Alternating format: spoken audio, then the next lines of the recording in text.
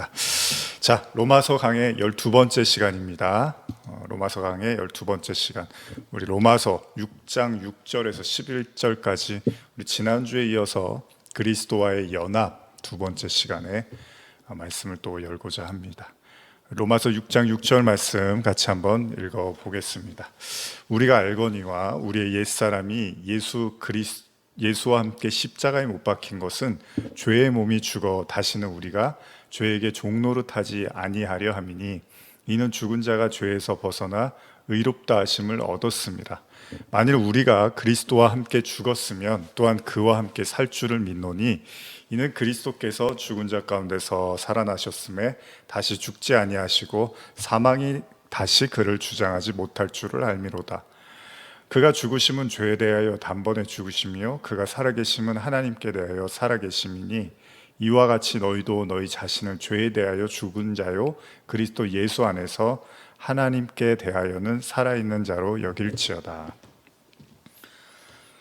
자, 우리는 지난 시간에 이어서 성도의 최종 목적지, 바로 그리스도와의 연합, 하나님과의 동행을 뜻하는 거죠. 그리스도와의 연합, 하나됨에 대한 말씀을 나누었습니다. 그리고 바울은요, 이런 성도와 그리스도와의 연합을 지칭할 때 세례라는 표현을 쓰고 있습니다. 오늘도 지난주에 이어서 이제 말씀을 나누는데, 오늘은 이제 그리스도와의 연합할 때 이제 그리스도와 함께 합하여 세례를 이제 받게 되면 그 세례를 통하여 이제 죽으심과 합하여 세례를 받는다, 이제 이런 개념으로 오늘 말씀 나누고요. 아마 다음 주에는 이제 그리스도와 함께 합하여 세례를 받으면 이제 죽었으니까 어떻게 하죠? 이제 다시 부활을 하는 거죠. 그래서 아마 다음 주까지 그리스도와의 연합을 세 차례에 걸쳐서 말씀을 나누려고 하는데, 오늘은 이제 그리스도와 함께 죽는다는 것이 무엇일까라는 의미를 좀 나눠보고자 합니다. 그래서 한번 지난주에 읽었지만은 다시 한번 말씀을 한번 읽어볼까요? 로마서 6장 3절 보시면, 무릇 그리스도 예수와 합하여 세례를 받은 우리는 그의 죽으심과 합하여 세례를 받은 줄을 알지 못하느냐. 자, 바울은요, 성도와 예수의 그 결합에 대해서, 연합에 대해서 세례를 통하여 합하여 세례를 받는 것, 이렇게 이야기를 합니다. 그것이 곧 예수님의 죽으심과 합하여 세례를 받는 것이다 라고 이렇게 묘사를 하고 있습니다. 사실 오늘의 본문에도 계속해서 이 내용이 반복이 되고 있는데요, 아직 제가 읽지 않은 본문들도 있지만 계속해서 이 내용들이 이제 나타나고 있죠. 뭐 그리스도와 함께 죽었다, 이 얘기가 계속 바울이 이제 이야기를 하고, 또 그리스도와 함께 살았다, 이런 얘기도 계속 하고 있어요. 그러니까 바울에 의하면 먼저 예수 그리스도와 합하여 세례를 받는다는 것이, 먼저는 뭐죠? 그의 죽으심과 합하여 연합, 그의 죽으심과 연합이 된다는 거예요. 그렇죠. 방금 전에도 제가 나눴지만 예수의 부활을 위해서는 반드시 어떻게 해야 되죠? 죽음이 따라야 되는 거죠. 그래서 성도의 최대 기쁨이 부활입니다. 부활, 그렇죠? 그리스도의 부활이 최고의 이제 우리에게는 은혜예요. 기쁨이고, 성도가 예수를 믿는 건 단지 고난받고 희생하고 죽기 위해서가 아니죠. 그게 다가 아니잖아요, 그죠? 그러니까 뭐 선행하려고 예수님 믿는 거 아니잖아요. 그러니까 세상에 봉사하고 선행하려고 예수님 믿는 게 아니라, 예수라는 그 생명, 하나님의 아들을 믿음으로써 내가 진짜 영원한 그 하나님이 주시는 그 생명을 얻고자 예수를 믿는 거지, 그냥 희생하고 봉사하고 아파하고 십자가 지고 막 괴로워하고 그러다가 그냥 이렇게 헌신하기 위해서 예수를 믿는 게 아니란 말이죠. 결국은 그 모든 힘겨운 과정을 지나서 성도가 누리게 되는 최고의 기쁨인 그 부활의 기쁨에 참여하기 위해서 예수를 믿는 거죠. 그러나 우리가 이런 그리스도와의 연합을 이야기할 때 한 가지 깊이 생각해야 될 사실은 뭐냐면, 바울이 말하는 죽음과 부활이요, 이제 이게 중요한 거예요.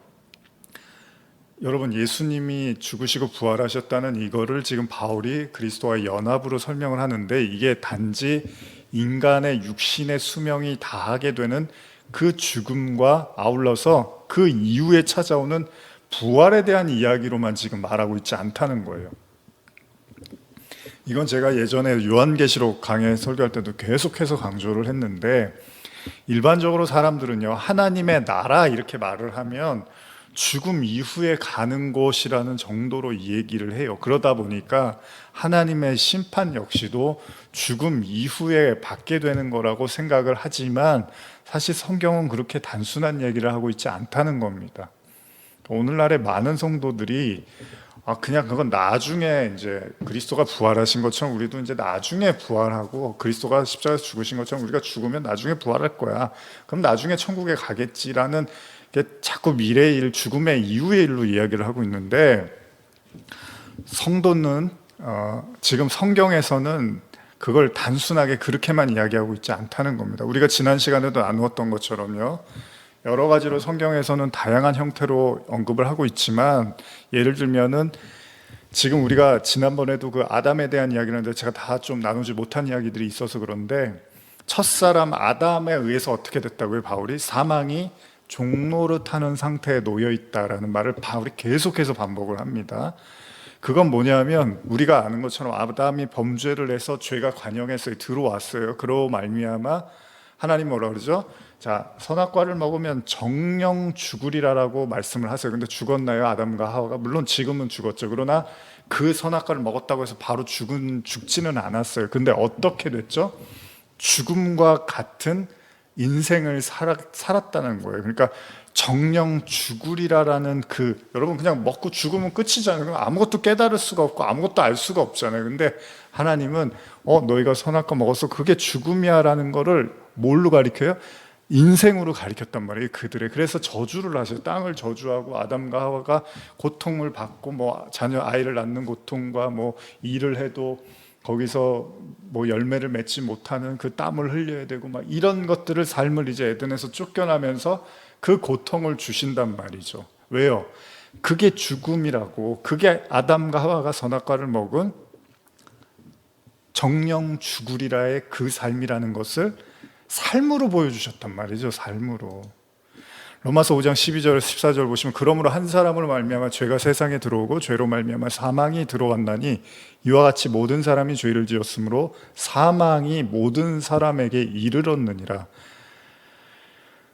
자꾸 여기서 말하는 사망 이러면 그래서 다 원래는 막 영원히 살 수 있었는데 아담이 죄를 져갖고 이렇게 육신이 이렇게 생명이 짧아졌구나, 죽게 됐구나, 자꾸 이런 것만 생각한단 말이죠. 13절 14절이요. 죄가 율법이 있기 전에도 세상에 있었으나 율법이 없었을 때에는 죄를 죄로 여기지 아니하였느니라. 그러나 아담으로부터 모세까지 아담의 범죄와 같은 죄를 짓지 아니한 자들까지 또 사망이 왕노릇하였나니 아담은 오실자의 모형이라. 자, 우리가 지금 너무 잘 아는 것처럼 지금 계속 바울이 뭐라고 해요? 죄의 삭은 사망이라고 하죠. 그러니까 모든 인간이 아무리 육신적으로 멀쩡하게 살아있다 하더라도요, 지금 바울의 이야기는 그 아담의 원죄로부터 벗어나지 못하면 그 자체가 이미 사망의 지배를 받는 거라는 거예요. 그러니까 나는 멀쩡하게 살아있으니까 그건 모르는 거예요. 나중에 이제 죽으면 그때 부활이고 이런 것만 생각할 문제가 아니라, 사실 성경이 말하는 건 그리스도의 생명을 부여받지 못한 상태의 인간은 그 자체가 사망이라는 거예요. 그러나 인간이 이 사실을 받아들이는 것이 결코 쉽지가 않습니다. 쉽게 생각하면 모든 인간은 첫사람 아담의 영향력으로부터 자유로울 수가 없다는 거예요. 그렇죠? 여러분들이 성경을 보시면 맞잖아요. 모두가 다 아담의 원죄로부터 자유로울 수가 없단 말이죠. 그렇기 때문에 바울이 로마서 3장에서 이걸 어떻게든 가르쳐 주려고 아주 그 죄에 대한, 인간에 대한 현 주소를 과감하게 그 인간의 절망적 상태를 묘사를 했었잖아요. 여러분, 사망이 왕노릇한다는 게 뭘까요? 여러분들 한 번쯤은 생각해 보셨습니까? 지금 여러분들이 예수님을 믿고 그것이 1년이 됐던 10년이 됐던 아니면 수십 년이 됐던 간에요, 예수를 믿기 이전과 지금의 삶에서 혹은 마음 상태에서 커다란 차이를 발견을 하십니까? 아니면 별다른 차이를 느끼지를 못하십니까? 혹시 여러분들이요, 예수를 믿기 전의 삶과 지금의 삶에서 커다란 차이를 발견한다면 그게 정말로 성경이 말하는 것처럼 사망에서 생명으로 옮겨진 만큼의 엄청난 변화를 느끼고 살고 있냐는 거예요. 어쨌든 간에 성경에서 말하는 첫사람 아담에 의한 죄의 인간은요, 철저하게 절망적인 사망의 종노릇을 하며 살게 된다는 거예요. 이게 첫사람 아담의 현실이란 말이에요. 그러니까 우리가 보통 종으로서의 삶을 생각하면은 뭘 떠올리죠? 이스라엘 백성이 애굽에서 노예의 삶을 살았던 걸 많이 떠올리잖아요. 쉽게 생각하면 애굽에서의 종살이의 현실은 애굽 왕 바로에 의해서 지배를 받는 거잖아요. 그들이 뭘 했죠? 하루 종일 노동하고 시키는 대로 일하고 매 맞고, 그래서 너무 괴로워서 시름시름 앓면서 살았어요. 너무 힘들어서 나중에 이제 하나님을 찾는 거잖아요. 그들의 삶은 오로지 그냥 바로의 탐심과 욕심을 위해서 시키는 대로 노동하고 그 모든 헌신과 희생을 강요당했던 거죠. 거기에 무슨 소망이 있고 무슨 기쁨이 있고 구원이 있겠습니까? 그러니까 오늘날도 마찬가지겠죠. 세상이 원하고 세상이 바라고 세상이 말하는 대로 그냥 거기에 끌려가는 것, 그것이 하나님을 알지 못하는 사망의 지배를 받는 삶인 거잖아요. 왜요? 세상에는 그 아담의 죄로 인해서 이미 세상은 사망이 왕노릇하고 있다 그러니까 세상이 우리에게 제시하는 길은 생명의 길은 아닐 거란 말이죠. 반드시 하나님을 만나서 생명이 왕노릇해야 되는 거죠. 이거는 어디서 결정되는 거예요? 살아있을 때 이건 우리가 이 과정을 겪어야 된다는 거예요. 사망의 지배에서 생명으로 옮겨가는 건 죽고 나서 부활하겠지, 이게 아니라 지금 성경이 말하는 건 살아있을 때, 여러분 이스라엘 백성들이 애굽에서 종살이 하다가 그들이 가나안으로 들어가는 거잖아요. 이거는 그들의 삶에서 나타나야 되는 거잖아요. 반드시 우리의 삶에서도 사망의 종노릇했던 삶에서 생명의 지배를 받는 삶의 상태, 이게 그리스도인이 된 거잖아요. 그러니까 이 차이를 우리가 우리 인생에서 느끼지를 못하면 그게 진정한 구원이라고 말할 수 있겠냐는 거예요. 성경은요, 이스라엘 백성들의 그 종살이를 통해서 사망이 왕노릇한 삶을 우리에게 넌지시 보여주고 있습니다. 그런 의미에서 앞서도 말했지만 성도는 반드시 그의 인생에서 사망이 왕노릇했던 상태에서 생명이 왕노릇하는 그 상태의 차이를 경험하고 느끼고 고백해야 된다는 겁니다. 우리는요, 결코 여러분과 제가 예수님과 함께 세례를 받고 함께 부활에 죽고 부활에 참여한 적이 없잖아요. 예수님 십자가 섰을 때 우리가 거기 있지 않았잖아요. 그러나 바울은 뭐라 그럽니까? 지금 성도는요, 그리스도와 합하여 세례를 받았다고 말을 해요. 만약 우리가 이런 구절을요, 단순히 죽음 이후나 앞으로 일어날 미래 일로 여긴다면 이 부분에 대해서 더 이상 세세하게 말할 필요가 없습니다. 죽음 이후의 얘기인데, 중요한 사실은 여러분, 그래서 제가 가끔 이 본문을 드는 건데 잘 한번 들어보세요. 왜 우리의 인생에서 반드시 이 일들이 나타나야 되는지 바울도 자기에 대해서 얘기를 하죠. 우리가 잘 아는 구절이죠. 갈라디아서 2장 20절입니다. 내가 그리스도와 함께 십자가에 못 박혀 죽었나니, 자 분명히 얘기해요. 나는 죽었대요. 그런즉 이제는 내가 산 것이 아니요 오직 내 안에 그리스도께서 사시는 것이라. 이제 내가 육체 가운데 사는 것은 나를 사랑하사 나를 위하여 자기를 버리신 하나님의 아들을 믿는 믿음 안에서 사는 것이라. 그러니까 바울이 지금 분명히 말합니다. 우리가 너무 잘 아는 구절인데, 동시에 예수를 안 믿다가, 우리가 보통 이 구절을 어떻게 이해하냐면 예수님을 안 믿다가 믿게 된 사람들의 간증에서 고백하는 경우가 많습니다. 이 구절을 이제 제시하면서 내가 이제 새로운 사람이 됐습니다. 내가 이제 예수를 알게 됐습니다. 옛날에는 몰랐는데 탕자처럼 살았는데, 이러면서 이제 이런 구절을 이야기하는데, 보통 우리는 이런 구절을 들을 때마다요, 뭐라고 생각하냐면, 아, 예수 모르던 사람이 새 사람 됐구나, 그러면서 어떤 생각을 하냐면, 예를 들면요, 뭐 담배 많이 피던 사람이 예수님 믿고 담배 끊었대, 아, 새 사람 됐대. 혹은 술을 좋아하던 사람이 뭐 예수님 믿고 술을 끊었대. 이런 정도의 인간 행동 그 변화, 인간 양식, 행동 양식의 변화에 초점을 맞춰서 하나님의 은혜를 입은 자라고 생각을 하곤 해요. 물론 그런 변화들도 중요합니다. 신앙에 있어서, 초기에 있어서 또 그런 변화된 삶을 사는 것도 의미가 있다고 생각을 합니다. 그러나 지금 바울이 말하는 그 정도의 얘기는 아니라는 거예요. 말씀을 자세히 들여다보면 그런 수준이 아닙니다. 바울은요, 로마서 6장에서 언급하고 있는 것처럼 그리스도와의 연합을 자기한테도 적용을 시키고 있잖아요. 자, 그건 뭐예요? 분명히 자기에게도 그런 일이 일어났대요. 어떤 일이요? 십자가에서 함께 못 박히는 일이 일어났대요. 그리고 이제 내가 사는 게 아니라 내 안에 그리스도, 자기 안에 그리스도가 살아있다라는 것을 고백하고 있습니다. 그래서 이제 내가 육체 가운데 사는 거는 하나님의 아들을 그냥 믿는 믿음, 그 안에서 육체 가운데 산다라고 이야기를 하고 있어요. 이거는요, 지금 바울이 로마서 6장에서 말하는 그리스도의 연합이 완벽하게 이루어지고 있음을 고백하고 있습니다. 자기의 삶에서 분명히 일어났고 감지가 되고 있고, 그래서 그 기쁨을 누리는 엄청난 고백을 하고 있다는 거예요. 그러니까 죽었고 살아났다고 하잖아요. 그게 죽음과 부활이잖아요. 그러니까 바울이 지금, 그럼 바울이 뭐 진짜 죽었다가 살아났습니까? 아니잖아요. 그러나 반드시 여러분과 제가 그리스도와 합하여 세례를 받으면 주님과 함께 장사되고 다시 살아나는 그 일이 우리 안에서도 일어나야 된다는 겁니다. 여러분, 심지어는 바울은 다른 제자와는 달리 예수님을 한 번도 만난 적이 없는 사도입니다.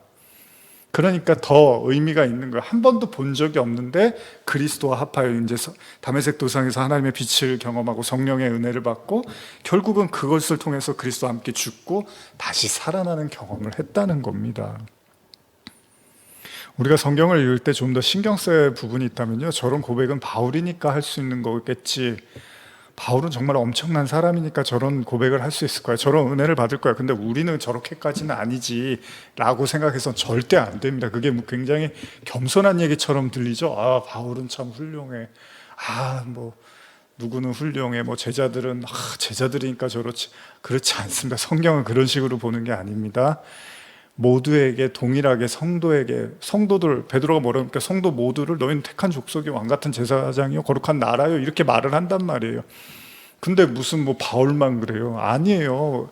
하나님의 은혜를 경험하면 누구나 다 이런 고백을 해야 되고 하게 된다는 겁니다. 그러니까 바울이 지금 하고 있는 고백은 엄청나고 대단해서 바울이 하는 게 아니고요, 성도라면 다 이 길을 걸어야 된다는 거예요. 근데 너무나 우리는 그 길을 그냥 띄엄띄엄 짧게 그냥 알고 우리가 눈에 보이는 정도로만 아니까, 그게 다라고 생각하니까 그 이상을 걸어가지 않으려고 하지만, 사실은 바울이 걸었던 예수님의 십자가의 길이 예수님의 길이라고 하시잖아요. 예수님의 길을 끝까지 가야지. 그 길이 뭐예요? 죽음에서 부활까지 가신 거잖아요, 예수님이. 그리고 승천하시고 성령으로 우리에게 오시고, 예수님의 길을 다 가야지. 무슨 누구는 가다가 말아도 되고 누구는 끝까지 가야 되고 그런 게 없단 말이에요. 누구나 다 그리스도와 함께 합하여 죽고 그리고 합하여 부활에 이르는 이 과정을 반드시 겪어야 된다는 겁니다. 바울은 그리스도와의 연합을 의미하듯이요, 자신이 그리스도와 함께 십자가에 못 박혀 죽었다고 말합니다. 그러니까 저와 여러분도 반드시 그 경험을 해야 되는 거예요. 아, 내가 죽었구나. 그리고 이제는 내가 산 것이 아니라 부활하신 그리스도께서 내 안에 살고 계시는 거예요. 이제 나는 죽었고 그리스도만 살았구나. 이거를 고백을 하고 이걸 경험해야 된다는 겁니다. 이 지점에서 우리는 지난주에 나눈 로마서 8장에 나타나는 구절이 그리스도의 영이 우리 안에, 제가 말씀드렸죠, 그리스도의 영이 우리 안에 거하면 그리스도의 사람이다. 근데 그리스도의 영이 거하시지 않으면 그리스도의 사람이 아니다라고 했어요. 그러니까 이거는 해도 되고 안 해도 되는 게 아니라 바울처럼 이제 내가 죽었더니 그리스도가 내 안에 계시네, 그러면 그게 하나님의 아들, 자녀가 된 거란 말이에요. 근데 로마서 8장에는 그 그리스도의 영이 없으면 하나님의 사람이 아니라고 했으니까, 그리스도 합하여 세례를 받고 죽었다 부활하는 거는 해도 되고 안 해도 되는 게 아니에요. 그냥 나 옛날에 세례 받았으면 된 거 아니야? 그런 게 아니란 말이에요. 반드시 저와 여러분들의 삶에서 십자가에서 죽고 다시 살아나는 이 바울의 이 고백을 우리가 할 수 있어야 된다는 겁니다. 그래서 뭐라 그럽니까? 그리스도의 영이 우리 안에 거하시면, 지금 바울이 한 것처럼 8장에서도 뭐라 그래요? 우리의 육신은 죽은 것이 된다, 이런 구절을 읽었죠.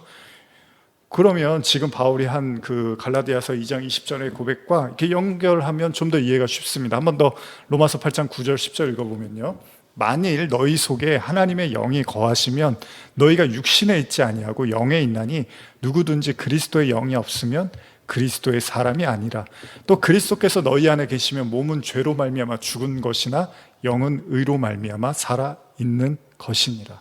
굉장히 중요한 말씀입니다.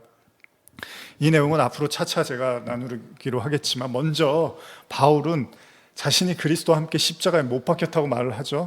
그럼 우리는 생각할 겁니다.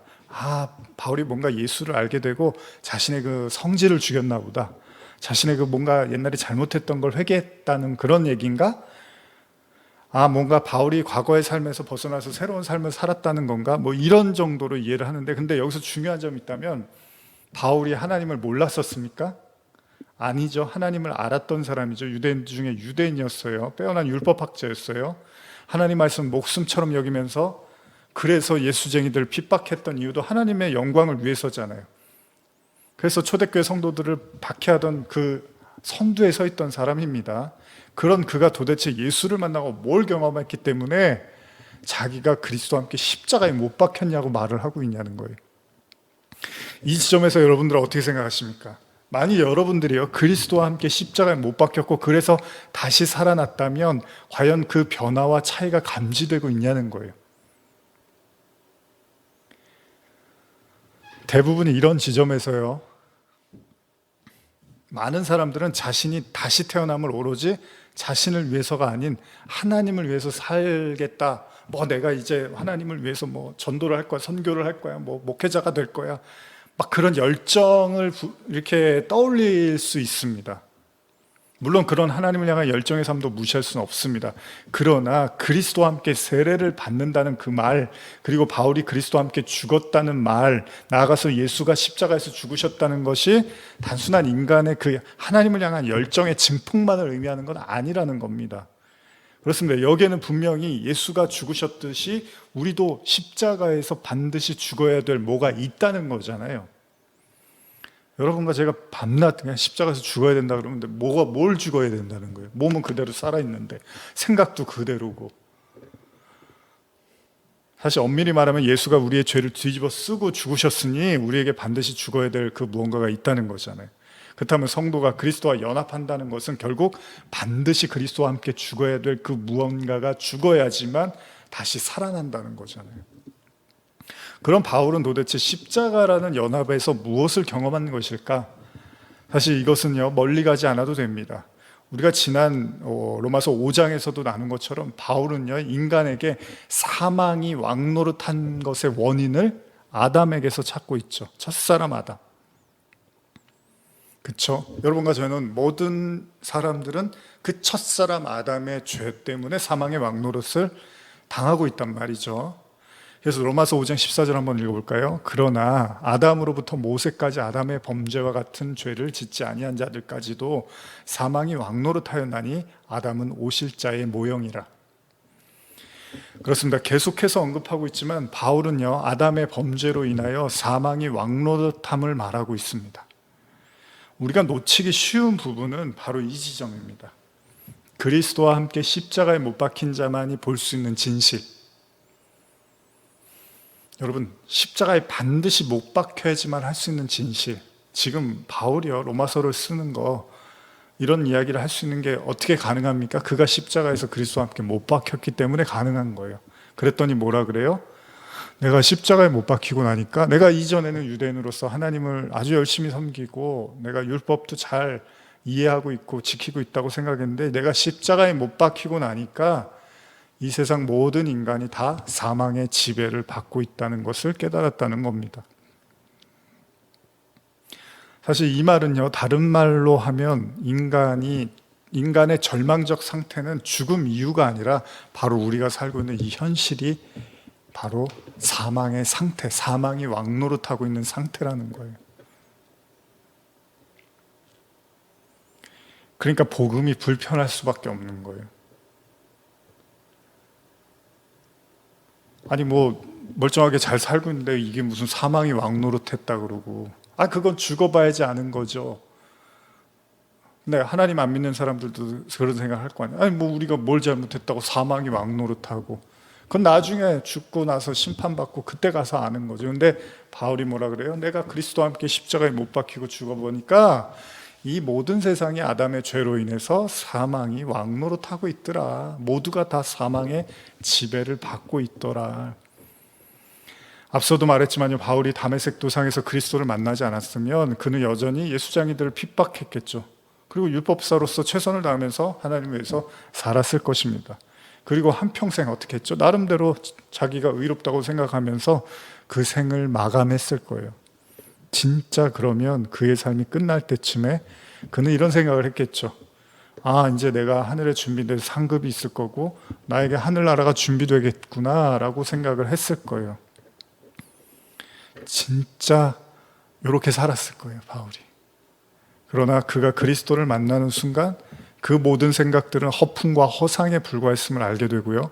오히려 그뿐만 아니라 자신도 하나님의 진노를 피해갈 수 없는 그야말로 심판의 대상, 다른 이가 아니라 바로 자기 자신임을 먼저 깨닫게 됩니다.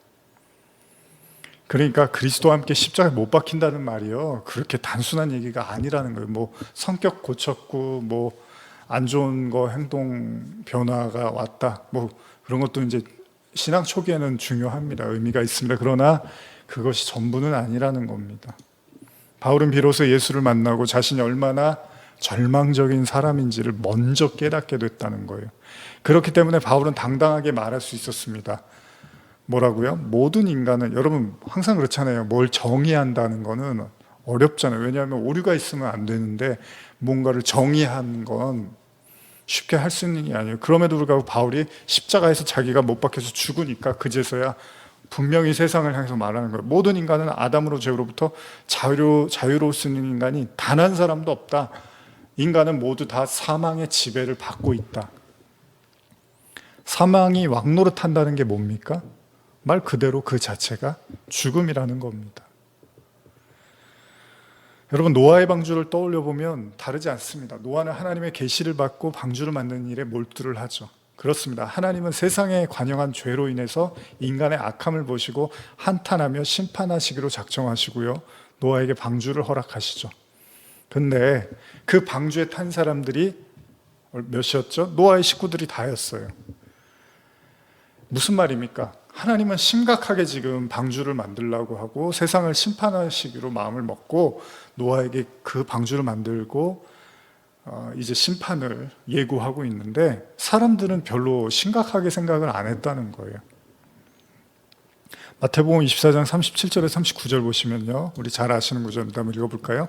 노아의 때와 같이 인자의 임함도 그러하리라. 홍수 전에 노아가 방주에 들어가던 날까지 사람들이 먹고 마시고 장가들고 시집가고 있으면서 홍수가 나서 그들을 다 멸하기까지 깨닫지 못하였으니 인자의 임함도 이와 같으리라. 여러분, 어떻게 그 엄청난 심판이 왔을 때 노아의 식구만 살아남을 수 있었을까요? 그러니까 참 이게 중요한데, 여러분, 노아만 하나님의 마음을 안 거잖아요. 하나님의 의도, 하나님의 계획을 안 거잖아요. 물론 그것도 하나님이 노아에게 베푸신 은혜였습니다. 그렇습니다. 은혜를 받은 자만이 볼 수 있는 게 있는데, 여러분, 노아가 방주 만드는데 뭐 일주일, 한 달 걸린 게 아니잖아요. 수십 년이 걸렸단 말이에요. 근데 노아가 그 방주를 만들어가면서 얼마나 어떻게 보면 외롭겠습니까?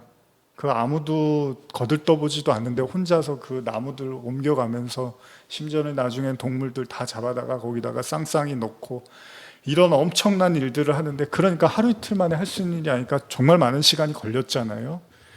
그러면서 노아가 얼마나 힘들었겠어요. 내가 이거를 굳이 해야 되나? 그리고 하나님이 정말로 세상을 심판하시는 게 맞아? 내가 혹시 잘못 알고 인생 허비하는 거 아니야? 낭비하는 거 아니야?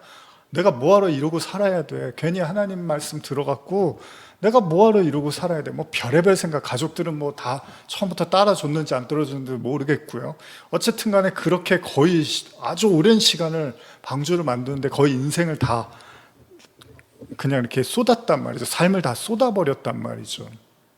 그런데 그러면서 노아가 깨닫는 거예요. 아, 진짜 하나님이 이 세상을 심판하시는데 사람들이 관심이 없구나. 사람들이 하나님의 마음을 알고 싶어 하지도 않고 하나님의 그 뜻이나 하나님의 엄중한 심판에 대해서도 전혀 관심이 없구나. 그렇습니다. 그 긴 시간을 하나님이 허락하셨는데 아무도 듣고 싶지를 않아서 결국은 노아의 가족들만 타고 홍수가 나서 다 멸하여지고, 그리고 나서도 성경이 뭐라고 하냐면 39절이죠. 홍수가 나서 그들을 다 멸하기까지 깨닫지 못하였으니 인자의 임함도 이와 같으리라. 그러니까 소돔과 고모라도 그렇지만요, 하나님의 마음을 아는 사람들이 그렇게 많지가 않은 거예요. 진짜 하나님의 마음, 하나님의 의도를 깨닫지 그걸 의인이라고 하는 거죠. 그러니까 소돔과 고모라가 의인 하나가 없어서 멸망을 하듯이 노아의 방주도 마찬가지입니다. 그 노아의 식구 외에는 이제 특별히 노아를 통해서 이제 하나님이 일하신 거죠. 그 노아 외에는 하나님의 마음을 아는 사람이 없으니까 결국 시간을 주고 많은 시간을 줬음에도 불구하고 탈 마음이 없어요. 방주에 들어가요. 그게 생명이라고 하는데도 아무 관심이 없어요. 그런데 예수님이 오늘날도 똑같다고 얘기를 하시는 거죠. 더 무서운 이야기는요, 이 이야기의 마지막에서 예수님 말씀하시는 인자의 임함도 이와 같다고 하시는 거잖아요. 마태복음 24장 40절에서 42절 보시면요, 그때 두 사람이 밭에 있으며 한 사람은 데려가고 한 사람은 버려둠을 당할 것이요, 두 여자가 맷돌질을 하고 있음에 한 사람은 데려가고 한 사람은 버려둠을 당할 것이니라. 그러므로 깨어있으라. 어느 날에 너희 주가 임할는지 너희가 알지 못함이니라. 이 구절도 한번 잘 생각해 보세요. 이게 무슨 의미인지. 오늘 아마 제가 직접적으로는 말씀을 나중에 기회가 되면 또 말씀드리겠지만, 오늘 이 아담 이야기라든지 이런 말씀들을 좀 생각하면서 한번 여러분들 나름대로 묵상해 보셨으면 좋겠습니다. 바울은요, 그리스도를 만나고 나서 비로소 절망적인 인간의 상태를 깨달은 겁니다. 그건 노아가 방주를 만드는 심정과 같겠죠. 하나님이 보시는 세상은요, 첫사람 아담에 의해서 이미 사망의 지배를 받고 있었다는 거예요. 근데 이를 깨닫지를 못해요. 사람들이 끊임없이 자신은 죽어있는 존재인지 살아있는 존재인지도 깨닫지 못한 채 그냥 그 육신을 자원 삼아서 그냥 착하고 행복하고 바르게 살면 되는 거 아니야? 나름대로 그렇게 살았겠죠. 그러나 하나님이 보셨을 때, 노아를 통해서 또 말씀하셨을 때 이 세상은 심판받아야 될 세상이라고 말씀하시는 거죠. 여러분, 우리가 예수님의 십자가의 죽음을 말할 때요, 사실 예수님의 죽음은요, 단순한 육체의 죽음이 아닙니다. 왜요? 모든 인간이 어차피 다 죽는데 예수님이 죽었다고 해서 뭐가 달라집니까? 그렇다고 예수님의 죽음도 그런 인간의 죽음과 우리가 같이 할 수가 없는 것은, 예수님의 죽음은 왜 다르죠? 예수님의 죽음은 하나님이 준비한 어린 양 제물로서의 죽음이잖아요. 그리고 그 죽음은 그냥 죽음이 아니라 구원을 목적으로 하고 있는 죽음이기 때문에 절대 인간의 죽음과 같이 할 수 없습니다. 다른 차원의 죽음이라는 거예요. 그렇기 때문에 바울이요, 아담을 오실자, 즉 그리스도의 모형이라고 로마서 5장에서 우리 나눴죠. 말한 것은 바로 예수님께서 아담의 원죄를 멸시하는 죽음으로, 멸하시는 죽음으로 오셨기 때문이잖아요. 예를 들면 지난번에도 읽었지만요, 아담이 범죄를 저지르고 하나님으로부터 저주를 받습니다. 그리고 에덴에서 쫓겨나게 됩니다. 그런데 예수님께서 어떻게 하죠? 하늘에서 땅으로 성육신 하셔서 십자가에서 저주를 받아 죽으시죠. 그렇다면 이것은요, 예수님의 십자가가 첫사람 아담의 죄를 뒤집어 쓰고 죽으셨다는 거잖아요. 그렇기 때문에 바울이 아담을 오실자의 모형이라고 표현을 쓴 건데, 다시 말하면요, 아담에 의하여 사망의 지배를 받게 된 우리를 위해서 예수께서 첫사람 아담으로 십자가에 돌아가셨다는 거예요. 그렇죠? 아담의 죄를, 아담이 받아야 될 그 죄를 예수님이 받으신 거니까 아담의 죄를 뒤집어 쓰신 거예요. 그 아담으로 돌아가신 거란 말이에요. 그렇다면 결국 이것은 우리 역시도 아담이니까, 우리가 그 첫사람 아담의 영향하에 놓여 있는 자들이기 때문에 저와 여러분들도 스스로 첫사람 아담이라는 사실을 깨달을 때 비로소 그리스도의 십자가가 여러분과 저의 십자가가 된다는 거예요. 굉장히 단순한 얘기죠. 근데 그렇게 단순하지만은 않습니다. 제가 로마서 5장 나눌 때 이제 자세하게 좀 나누질 못했는데, 다시 말하면요, 바울이 로마서 5장에서 아담 이야기를 장황하게 한 건요, 바로 자신이 아담과 같은 처지에 있는 자임을 고백하고 있는 것이고, 그렇게 처절한 사망의 그늘에 놓여 있는 우리에게 예수께서 죄인된 아담과 연합하셔 십자가에 못 박혀 죽으셨다는 거예요. 그렇기 때문에 이 지점에서 가장 중요한 건 십자가에 함께 못 박힌다는 것. 그렇죠? 왜요? 인간이 사망의 상태에 놓여 있다는 것, 이걸 깨닫는 데 있다는 것입니다. 그렇기 때문에 그리스도와의 연합은요, 동시에 우리가 첫사람 아담과 연합된 자임을 인정할 때 가능하다는 거예요. 왜냐하면 예수 그리스도께서 그 아담으로 죽으셨기 때문이에요. 바로 그 아담의 죄를 대신하기 위해서 죽으신 거니까. 그렇기 때문에 내가 아담과 다르지 않음을 인정할 때 비로소 예수의 십자가는 그 첫사람 그 아담을 멸하러 오신 거니까 바로 그 예수의 십자가가 내 십자가가 되는 거예요. 그렇기 때문에 말씀이라는 건 뭐냐? 먼저 그 우리의 죄를 드러내는 거죠. 그러니까 그리스도와 함께 합하여 세례를 받았다, 죽었다. 그거는 진짜 우리가 뭐 바울이 정말 죽었다 살아난 게 아니잖아요. 죽을 수밖에 없는 죄인이라는 걸 알게 되는 지점, 십자가를 통해서, 그리스도를 통해서.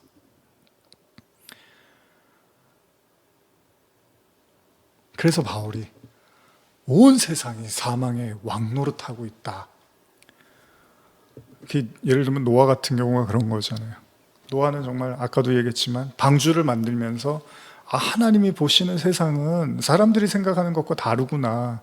이 사람은 자꾸 감정이라는 게 있다 보니까 하나님도 자꾸 그 감정으로 이해하려고 해요. 근데 하나님이 인간의 어떤 그런 감정에 포착이 되시겠냐는 거예요. 그러니까 그걸 분명히 뛰어넘으시는 분이잖아요. 그러다 보니까 에이 괜찮겠지, 에이 문제 없겠지. 아니, 방주 만들 때 그랬을 거 아니에요. 노아는 막 죽어라 하고 매일마다 그 순종하면서 방주 만들었지만 사람들은 무슨 그런 일이 일어나겠어, 그럴 일이 있겠어, 뭐 우리가 뭘 잘못했는데, 뭐 그러면서 그냥 개인적인 어떤 인간의 생각과 그 감정을 가지고 그냥 하나님을 이해하려고 했을 거예요. 근데 하나님은 그렇지가 않았다는 거예요. 그렇게 노아가 방주를 만드는 걸 보고 있으면서도 그 마지막 그 심판의 순간까지도 그 방주를 안 타더라는 거예요. 그러면 그 방주를 만드는 기간은 뭐예요? 은혜의 때가 되는 거예요. 너희들에게 아직 시간이 있다. 아직 그 하나님의 심판이 아직 일어나지 않았으니까 그 시간들 통해서 깨닫고 돌아오라는 거잖아요. 근데 방주의 문이 닫히면 이제 끝나는 거잖아요. 이제 심판인 거잖아요. 그래서 어떻게 되죠? 노아의 방주가 이제 완성이 되고 드디어 심판이 시작되는데 40주야 비가 쏟아집니다. 그리고 성경 뭐라고 하냐면 기식하는 거, 그러니까 숨이 붙어있는 모든 게 다 죽었다고 얘기를 해요. 그리고 나서야 방주가 산에 머물고 노아는 구원을 받게 됩니다. 여러분, 그러니까 사망이 왕노릇한다는 게 뭐예요? 뭐 사망이라는 무슨 사탄이 와갖고 왕노릇한데 이렇게도 생각하실 수 있겠지만 사망이 왕노릇한다는 건 뭐예요?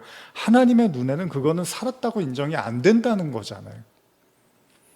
하나님은 그거를 구원하시겠다고 그걸 살아있는 걸로 인정을 안 해주시겠다는 거죠. 그게 사망이 왕노릇하는 거죠. 하나님이 왕노릇해야지 생명이 되는 거죠. 근데 하나님이 너희는 안 살아있는데, 너희는 그거는 생명 아닌데 너는 그걸 생명이라고 믿고 있으면 그게 너는 사망의 지배를 받고 있는 거야. 이렇게 되는 거잖아요. 그러니까 어떻게 해요? 비가 내리고 숨이 붙어있는 게 다 죽어요. 왜요? 하나님이 보여주시는 거예요. 거봐, 너희는 생명이 없었다니까. 너희는 나와 아무 관계가 없었다니까. 너희는 나를 찾지도 않고 부르짖지도 않고 나를 의지하지도 않았어. 그러니까 그 자체가 사망이야 라고 결국은 심판을 받게 되는 거라는 거죠. 그리고 나서 어떻게 됩니까? 비가 이제 내리자 방주만 물 위에 뜨는 거예요. 그렇죠. 그리고 나중에 아라랏산인가요? 거기 이렇게 머무르게 되는 거잖아요. 그때 노아만 가족들하고 구원을 받는 겁니다. 그러니까 이 비도 그래요. 세상에 하나님의 말씀이라고도 볼 수 있어요. 이 하늘에서 비가 쏟아지는 것도 심판의 의미로도 볼 수 있지만 어떤 이들에게는 예를 들면 이런 거예요. 출애굽해서 이 이스라엘 백성들이 가나안 가는 과정에서 광야로 들어갈 때 이 홍해가 갈라지잖아요. 어떤 이들에게는 그 홍해가 살게 하는 물이지만 갈라지면서 그 가나안을 향해서 갈 수 있는 그 물이 되지만 애굽 백성들에게는 어떻게 돼요? 결국 그 물에 함몰이 되잖아요. 심판을 받는단 말이죠. 마찬가지예요. 노아한테는 그 비가 그 쏟아지는 비로 말미암아 노아는 내가 이 방주를 붙잡고 내가 이 방주를 바라보면서 평생을 살았는데 이게 나한테 생명이 맞구나라는 걸 확인하는 시간이 되지만 그 방주를 붙잡지 못했던 사람들한테는 내가 이 심판으로부터 벗어날 수 있는 방법이 없구나라고 결국은 심판을 당하게 된다는 겁니다. 누군가에게는 하나님의 구원인데 누군가에게는 완벽한 하나님의 심판으로 가는 거예요. 물론 성도는 그 심판 속에서도 살아남게 되죠. 왜요? 방주라는 그리스도를 탔기 때문입니다. 그 그리스도 안에 거했기 때문에, 그 방주 안에 거했기 때문에. 그게 바로 내가 너희 안에, 너희가 내 안에, 우리 안에 그리스도의 영이 계시면 우리는 그 심판 속에서도 살아남는 거예요. 근데 그냥 되느냐? 아니죠. 반드시 그리스도와 합하여 세례를 받는데 어떻게 해요? 반드시 그리스도와 합하여 죽어야지만 그 일이 가능하다는 거예요. 다시 말하면 방주에 탄 자, 즉 그리스도와 합한 자는 40이라는 기간, 즉 광야를 상징하는 신앙의 기간 동안에 하늘의 말씀이라는, 이 광야로도 설명할 수 있어요. 40년 동안 뭐였죠? 그 만나 먹죠, 만나. 그러니까 하늘의 말씀 똑같아요. 비, 그 노아의 홍수에서 나온 그 비, 물세례, 뭐 그런 개념으로 이해하셔도 돼요. 그 하늘의 양식, 하늘의 음료, 뭐 여러 가지로 성경에서 표현을 합니다. 그게 심판처럼 보여요. 그러나 그 시간들 동안에 노아도 깨닫게 되고, 아, 이 세상이 하나님의 은혜가 없으면 원래는 다 죽을 수밖에 없는 죄인이구나, 사망의 지배를 받고 있는구나, 노아가 자기 눈으로 확인을 하는 거예요. 홍수 사건을 통해서. 그때 어떻게 되죠? 노아가 결국 자기를 부정하고 오로지 이 방주만이 생명이구나, 오로지 그리스도만이 생명이구나, 이거를 그 심판 중에서 고백하고 깨닫게 된다는 겁니다. 예수님으로도 설명할 수 있습니다. 제자와 예수님. 다른 식으로 설명한다면 하늘의 생수, 진리로 이 땅에 오신 그리스도, 예수님께서 3년 동안에 어떻게 하죠? 제자들에게 하늘의 말씀을 가르칩니다. 똑같습니다. 뭐 하늘의 양식, 비, 뭐 하늘의 떡, 다 똑같습니다. 그걸 가르쳐요. 제가 여러 차례 나눴지만 어떻게 되죠? 알아듣습니까? 도저히 못 알아들어요. 예수님 아무리 얘기해도 못 알아들어요. 그런데 어떤 일이 일어나냐? 그렇게 말씀을 3년 동안 들었던 사람들이 예수님이 십자가를 질 때 비로소 예수님을 이제 배신하는 사건이 나옵니다. 그때 제자들이 비로소 뭘 깨달아요? 자신들에게 실존을 보게 되죠. 야, 우리가 이런 사람이었구나 이러면서 비참해하면서 뭘 하죠? 회개라는 걸 해요. 그러니까 회개하고 나서 어떤 일이 나요? 예수님이 승천하시죠. 그리고 나서 예수님으로 약속한 성령이 올 거예요. 근데 성령이 우리 안에 거하시면 또 예수님으로 내가 너희 안에, 너희가 내 안에, 아버지가 너희 안에, 너희가 아버지 안에, 이 얘기를 하세요. 성령 하나님이시니까. 결국은 그 일들이 일어나더라는 거예요. 그런데 먼저는 뭐예요? 먼저는 그들이 예수님의 말씀 3년 동안 들었어요. 못 알아듣는 것 같았지만 마지막 그 순간에 그 말씀들이 회개로 그들에게 나타나더라는 거예요. 아, 내가 죽을 수밖에 없는 죄인이 맞구나라는 걸 제자들이 깨닫게 되는 거죠. 무슨 이야기입니까? 성도들은 먼저 말씀을 통해서, 진리를 통해서, 성령을 통해서 자신이 죽을 수밖에 없는 죄인임을 깨닫게 되는 것입니다.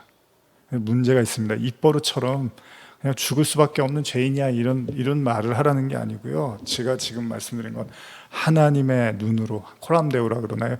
하나님의 앞에서, 하나님의 기준으로, 하나님의 말씀으로 하나님의 앞에 선 그 인간의 현 주소를 보게 된다는 거예요. 그래서 이사야가 그 하나님의 임재를 경험하고, 이사야 6장이죠. 하나님이 임하셨어요. 성전 가득하게. 너무 아름다운 광경인데 막상 하나님이 자신에게 임하니까 너무 무서워서 화로 다 망하였도다, 이런 얘기를 해요.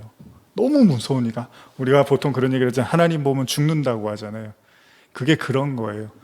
이 하나님은 뭐 인간하고 어떻게 뭐 그런 비교가 안 되는 분이시잖아요. 근데 우리는 막 우리의 오감을 가지고 하나님을 인식하려고 드는데 진짜 하나님 앞에 딱 서보니까 그게 다 타버리는 거예요. 인간의 그 부질없는 생각들과 그 논리와 이성과 이런 게 다 타버리고 나니까, 그 감정들 이런 게 다 타버리고 나니까, 이야, 하나님 앞에서 내가 죄에 불과하구나. 욥이 그런 말을 하잖아요. 내가 죄 가운데 회개하나이다 그러면서, 내가 이제 귀로 들었는데 눈으로 봅니다 그러면서, 야, 내 깐 게 뭐라고 하나님 앞에서 이러쿵저러쿵 했네요 라고 하면서 완전히 하나님 앞에서 자기 자신을 보게 되는 거죠. 근데 그러면 산다는 거예요.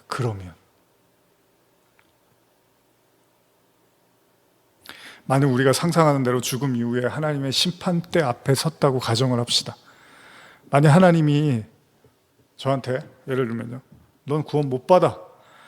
그러니까 여러분과 제가 생각한 것처럼 죽어서 이제 만약에 그 심판을 그런 식으로 받는다면, 그럼 어떻게 해요? 죽었는데 저한테 너는 구원을 못 받아 이러면 뭐 어떻게 해요? 제가 뭐 쫄르든 뭐 하겠지만 안 되는 건 안 된다고 하시면 할 말이 없는 거죠. 뭐 그때는 여러분들도 뭐 예수님이 그러죠. 난 너 몰라. 그러면 이제 끝나는 거잖아요. 그런데 성경은요, 그렇게 심판과 구원을 막연한 미래의 죽음의 일로 간주할 것이 아니라 바로 우리가 사는 이 시간, 이 세상, 이 인생 안에서 그리스도와의 연합을 통해서, 즉 십자가의 연합을 통해서 먼저 이 땅에서 그 과정을 겪어내야 되는 겁니다. 그래서 예수님이 그런 말씀하신 거예요. 너희가 죽어도 살겠고 살아서 나를 믿는 자는 영원히 죽지 아니하리라, 이런 이 말씀을 하신 것도 이 땅에서 우리가 그 십자가로 말미암아 그리스도와 함께 연합해서 죽으면 당연히 살아나겠죠. 그렇게 살아난 자들은 영원히 죽지 않는다는 거, 물론 몸이 안 죽는다는 게 아니라 이미 그들은 하나님의 백성이 됐기 때문에 이제 그들은 죽음과 어떤 것도 그들을 하나님으로부터 끊어놓을 수 없다는 거예요. 이게 로마서 8장의 마지막에 바울이 말하는 고백이잖아요. 그리스도와 연합한 자들은 어떻게도 하나님이 끊을 수가 없는 거예요. 그러니까 죽는다는 건 반드시 우리가 이 땅에서 그리스도의 십자가와 직면함으로써 반드시 그리스도와 함께 합하여 세례를 받아야지만 우리는 살아나는 은혜에 참여할 수 있다는 겁니다. 그렇지 않으면 우리는 바울처럼 이제는 내가 산 것이 아니요 내 안에 그리스도가 사신 것이라는 고백을 할 수 없을 거고요. 이것은 로마서 8장 말씀처럼 그러면 그리스도의 영이 저와 여러분들 안에 없으면 그리스도의 사람이 아닌 게 된다는 거예요. 그러니까 반드시 그리스도의 영이 우리에게 거하려면 우리가 그리스도와 함께 먼저 죽어야지만 그리스도의 영이 우리 안에 거하신다는 겁니다. 그래서 우리는 정말 복음에 집중하는 삶을 살아야 합니다. 진짜 중요한 것은 복음 아닙니까? 왜냐하면 이것은 영원한 생명의 문제에 관한 겁니다. 그리고 이것이 진짜 예수님께서 이 땅에 오신 이유입니다. 오로지 하나님의 나라를 위해서.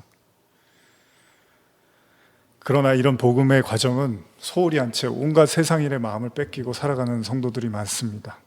심지어는요, 복음이 전해져야 할 강단에서조차도 복음이 아니라 다른 이야기들로 가득 차 있기도 합니다. 명심하십시오. 생명에 관한 이야기입니다. 그런데 바울은 그리스도와 함께 십자가에 못 박혀 죽었다는 갈라디아서 2장 20절의 말씀을 언급하면서 또 한 가지 자신이 십자가에서 죽은 것이 있음을 고백합니다. 그러니까 내가 그리스도와 함께 십자가에 못 박혀 죽었어. 이제 내가 산 것이 아니라 내 안에 그리스도가 살았다고 이제 얘기를 하잖아요. 죽었으니까 이제 그리스도가 살았대요, 내 안에서. 그런데 반드시 죽은 것이 또 있다. 또 다른 형태로 고백을 해요. 그렇다면 우리도 그리스도와 함께 죽었다면 반드시 저와 여러분들이 그 흔적을 가지고 있어야 된다는 거예요. 왜냐하면 복음의 핵심은 죽어야 사는 거니까.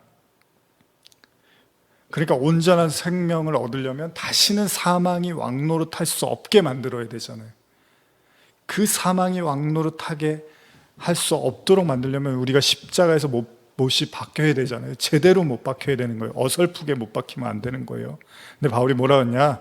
갈라디아서 2장 19절 보시면 내가 율법으로 말미암아 율법에 대하여 죽었나니 이는 하나님에 대하여 살려 함이라, 이런 표현을 씁니다. 그러니까 십자가에서 죽었는데 또 그걸 다르게 뭐라고 표현하냐면 내가 율법으로 말미암아 율법에 대하여 죽었나니, 이게 갈라디아서 2장 19절이에요. 이 이야기를 하고 2장 20절에 내가 그리스도와 함께 십자가에 못 박혀 죽었다, 이 말을 하는 거니까 같은 의미란 말이죠. 바울은 그가 그리스도와 연합한 십자가에서 또 한 가지 죽음을 고백하는데 그것은 바로 율법입니다. 그리고 그 율법의 죽음은 곧 하나님에 대한 생명이라고 말을 합니다. 성도의 죽음에는 반드시 부활이 뒤따릅니다. 그러니까 여러분들이 말씀을 들은데 뭐 십자가에 못 박히고 제자도 십자가의 길, 순교자의 삶, 뭐 자꾸 나랑으로 떨어지는 대책 없는 비현실적인 우울한 암울한 어두운 저주와 심판에 관련된 얘기처럼 들려도요, 여러분 성도는요 그 과정을 통과하면 완벽한 부활의 은혜를 누리게 된다는 거예요. 이게 십자가의 길입니다. 이게 예수님이 말한 내가 길이고 진리고 생명이라는 그 길이에요. 그러니까 걱정하지 마십시오. 성도는 죽어도 다시 살아나는 겁니다. 성도는 사망의 지배로부터 생명의 지배로 하나님이 왕노릇하는 그 가나안으로 가는 거예요. 그러니까 괜찮습니다. 그래서 성도가 환난 중에도 즐거워할 수 있다고 바울이 말하는 거예요. 여러분들이 믿음으로 받아들이면 괜찮은 거예요. 우리가 어떤 환난이 와도 성도는 반드시 부활이 뒤따르기 때문에 즐거워할 수 있는 겁니다. 그러기 위해서 먼저 그리스도와 함께 십자가에 못 박혀 죽는 거죠. 그리고 나면 우리는 바로 그리스도와의 연합, 바로 그 부활의 연합에 참여하게 되는 것입니다. 다음 주일에 계속해서 말씀을 나누겠습니다. 우리 함께 기도하시겠습니다.